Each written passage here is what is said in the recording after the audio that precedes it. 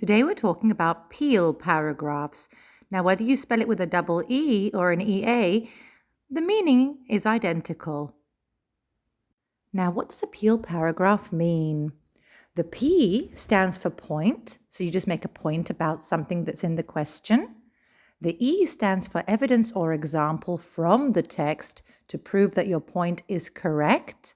So you can quote something from the text there if you wish. The second E stands for explanation. So you explain how this evidence that you put, this quote from the text, supports your answer. And the L stands for link. This is where you refer back to the original question and close off your PEAL paragraph. So you have to link again back to the original question and use keywords from the question where possible. So basically, what are you doing? You're making a point, giving an example to back it up, explaining that example in more detail, possibly analyzing the language that you used, if you used any repetition or anything like that, and then finally linking back to the original point. Now, if you spell the word PEAL, P-E-A-L, it doesn't actually make a difference. It's exactly the same thing that you'll be doing. So P stands for point, like you make a point about something, you answer the question. E is an example or evidence to support your point from the actual text itself, so proving that your point actually does exist in the text. A is analysis, which is exactly the same as the explanation in the previous PEAL description that I gave you.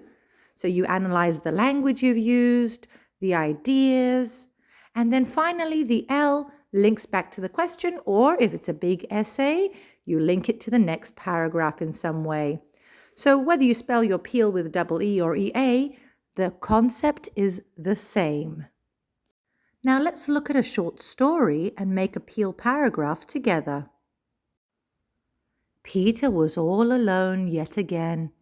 He had got used to the silence and never expected to have company. In fact, he had found many ways over the years to entertain himself.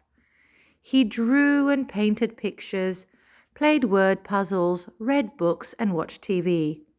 Every day was the same, and he knew that tomorrow would be no exception. So this is my short story, and I'm going to use this to answer a question that follows. So using this short story, I will answer the following question.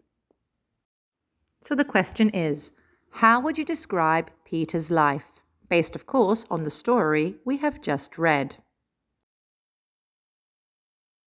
So let's answer this question using a PEAL paragraph. Are you ready? Let's go.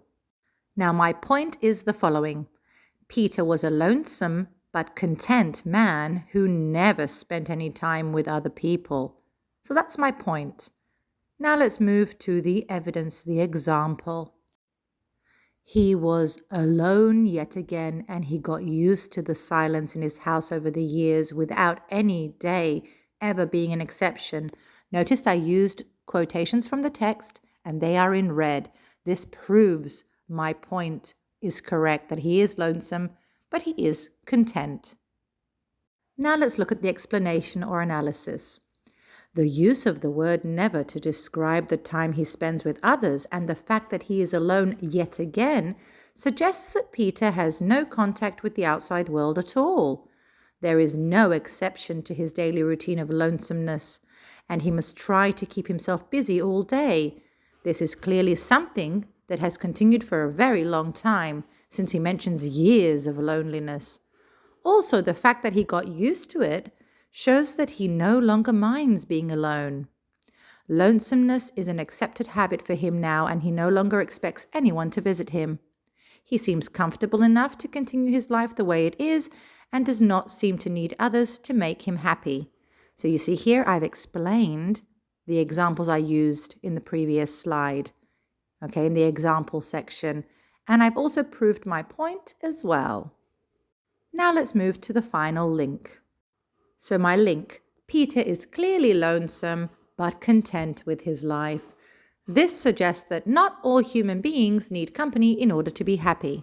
So I've linked it to the original question about his life.